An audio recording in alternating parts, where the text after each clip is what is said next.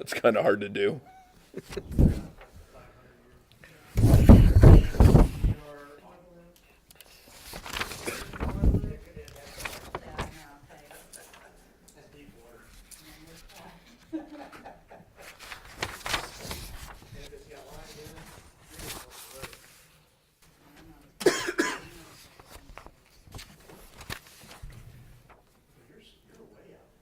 Ready to go?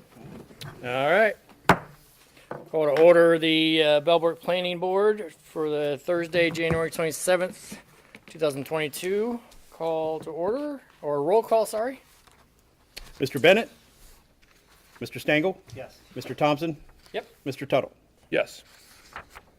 And approval of the minutes, December 13th, 2021. Any comments, questions, or motions? Just amending that it's listing me in there as voting, and I was absent that meeting, so just if we can strike that out of there, otherwise everything looks fine to me. Noted.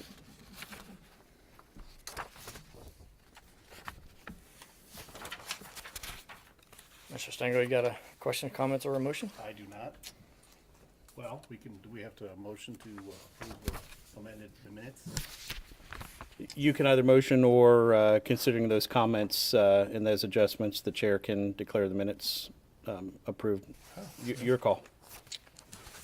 I move we approve the minutes Very good. as adjusted. Second.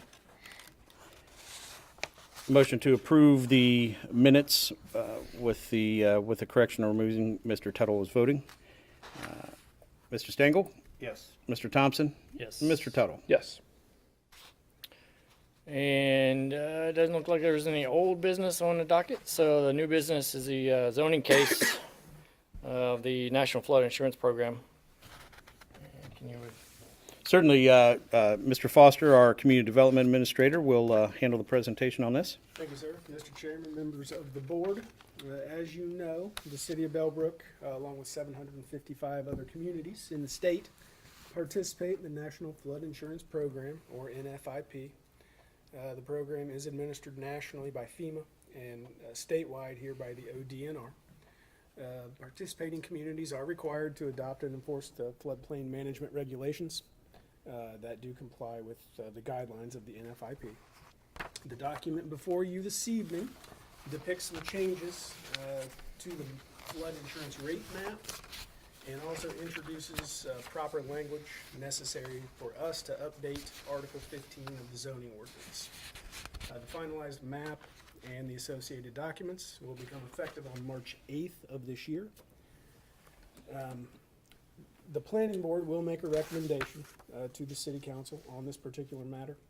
And when that does go to council for the public hearing, staff will have a map, property-specific map, prepared, and all of those property owners will be notified of their status on that map. And with all that being said, I will be happy to answer any questions. I don't have any questions. Looks, I mean, it's federally mandated. We don't have a lot of choice in it, really, so it is what it is. I would just add that as part of the discussion conversation, the processes regarding any change to our zoning code, goes through planning board, and that is the main point, as Mr. Foster stated, was recommending to council the changes as presented through the staff report. So when the board is ready, and after any discussion or further, then it would be appropriate to make a motion to accept the recommended changes to council, and we'll record that as your decision on this. I have no questions. No questions? So the only question I have is, my understanding is that once approved, or if approved before 8 March, this will go final. But the property owners will be notified beforehand Yes, so of the changes? Yes, so our plan was, and in fact, I'll probably start working on it tomorrow, making a site-specific map on our GIS system to call out each individual property. And then the owner of that property will be notified. Your status has changed. We'll send them a letter. I'll hand type a letter, sign it, hey, you're going to want to take a look at this to see how it affects you personally. And if they choose to come to council for the public hearing, they can certainly do that. And that will be added into the. Okay. Yeah, a lot of removals from the floodplain, so it looks like there's going to be some happy residents. No more flood insurance. Those are the only questions or comments that I had. So, motion. Sure, I'll make a motion to approve the flood documents as presented. I'll second it. On a motion to approve the recommended changes, Mr. Stengel, Yes. Mr. Thompson, Yes. Mr. Tuttle. Yes. And the next order of business, since it's on the agenda, I'll go ahead and we'll go ahead and discuss it. Is the election of chair and vice chair. Comments for the record. I would move to keep chair and vice chair as it stands currently, pending anybody else wanting to put their name in the hat. Do you? Being no one else putting their name in the hat, I second that motion. And that would be a motion to retain Mr. Thompson as the chair, Mr. Bennett as the vice chair. Right. Correct. On that motion, Mr. Stengel, Yes. Mr. Thompson, Yes. Mr. Tuttle. Yes. Motion carries. Open discussion. What's the status of our zoning and code officer hire? And you're it. I'm sorry, what was you're Jason Foster, but what was your title again? Community Development Administrator. Okay, great. Welcome. It's a great place. Thank you very much. I am enjoying it so far. And just for the board members' knowledge, forgive me for not giving a proper introduction of Mr. Foster. He comes to us with about 12 years of experience. He started his career in code enforcement as code enforcement officer and worked his way up and was promoted to code enforcement administrator and oversaw the staff of people in that. Got involved in some code rewrites and developed skills in that area. Moved on and assisted into the city's planning, and in the last 2 years has spent time promoted into his previous employer's economic development coordinator position, and is finalizing his capstone project to be a certified Ohio economic developer. So he brings the skill sets that encompasses all things planning, zoning, economic development, and code enforcement all in one package. So we're very pleased to bring him on board. I was going to ask all that information, but Thank you for coming. Yes. What about clerk of council position? You're looking at him. That's you're it, huh? Yes. Council, the function of clerk of council will remain under my responsibility. However, administrative staff will assist for some of the tasks. So there may be occasion where a part-time administrative assistant might, attend the meetings, but in terms of the function of making sure that legislation is prepared, records and policies are managed, resolutions and legislation is indexed, et cetera, I'll make sure to hold that function and responsibility. And it's just a more efficient use of available personnel resource for the city, since resources are limited, which is fine. And we're going to give that a shot. And I think council made a very good decision, a good responsible decision in making use of the taxpayer dollars and the personnel resources we have, and coming up with that plan. So we're going to give that a shot. All right. So you're the contact person. I am, yes. That's why you'll be getting all your info and packets from me. And you'll continue to. so about a year back, actually probably more than that, we've been working on is it 40-year development plan? I think Or so. replacing the 40-year development plan? Do we need to, with a new staff and whatnot on board, are we going to revisit that? So it was, in 2019, there was an update through Greene County Regional Planning that did an Where did update time go? for that comprehensive plan. So that's still relatively fresh and new, being in 2019, and there's no immediate plans to go through and readdress. There might be sections, and of course the comp plan is referred to for any future or current redevelopment or new plans. The most relevant thing to that would be our streetscape study that has gone, and if as we go and look at potential maybe possibly zoning overlays or created districts within that.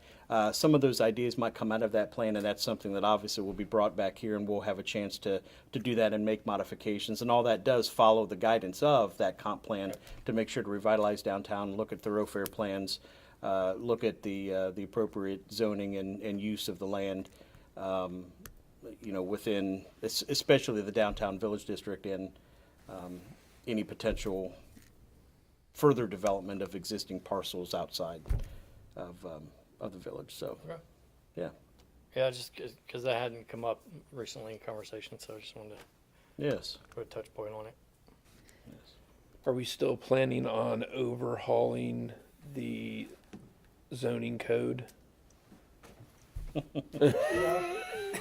So I ask because I know we hadn't covered even close to let's. half of it, like So so. that's where I was headed with that. You guys are going to have a lot of meetings this summer. Let's just say that. So I don't know how many times planning board met last year. We're probably going to meet a few more. We were on target there where we were meeting every month. Yeah. Yeah. Once a A month. good stretch. I would venture to say that's probably going to happen. My goal is to have the first round of proposed changes to you in April, Okay. and depending on how many changes what I can get through, we'll bring small sets at a time to not Yep. overwhelm the board and then overwhelm city council after that. But my goal is to have it done, if not by the end of the year, before the end of the year. Okay. Are you going to go back through what we've already done I'm gonna, just to make sure there isn't? We don't want to reinvent the wheel. right, Sure. I will go through it. I'll go through the whole thing. And I've already done that with Article 14. I didn't see a lot that needed to be changed. But we'll bring that before the village board and then before planning commission and before council. But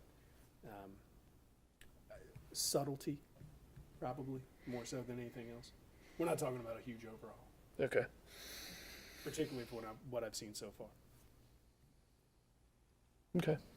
Yeah, the task was to look at some of the work that had been accomplished and then just making sure that it fits within, modern use and application, obviously, the comp plan. And when we get into parts of the zoning code that has to do with specifically code enforcement, property maintenance, there's a lot of breadth to it that makes it hard to really develop a process to go out and target some needed enforcement activities. So, which doesn't require an entire rewrite, but just, tighten it up and establish a stronger process in some of those things. And Jason's already identified a lot of that. So,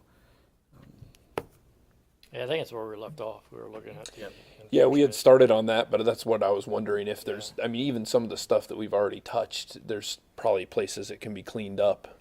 yes. And we From still a got those procedural notes. standpoint for you guys, Yes. from us, the overall, the meaning of it is there, but it might procedurally be easier if some of it got cleaned up even further, so. And I was that's just the curious. task, pick it up where it was left off and then complete it. Call it so that we're working with a relatively refreshed, not go back and reinvent the wheel, as you said, Sure. just to finish it is pretty much what we're Okay. going to do. Yeah, It's certainly not something that we're going to go through and have the attorneys come in. We're going to rewrite the whole thing. sure. Certainly the goal. Okay. Yeah, that's all. Sounds good to me. All right. So I have motion. I'll make a motion to adjourn. I'll second it. On a motion to adjourn, Mr. Stengel, Yes. Mr. Thompson, Yes. and Mr. Tuttle. Yes. All right. So we had a fire on our Bellbrook landmark this morning. Right. Everything's good though. Hang on. Let me It's, stop I heard this. the news right before I came here, they want to reopen Saturday.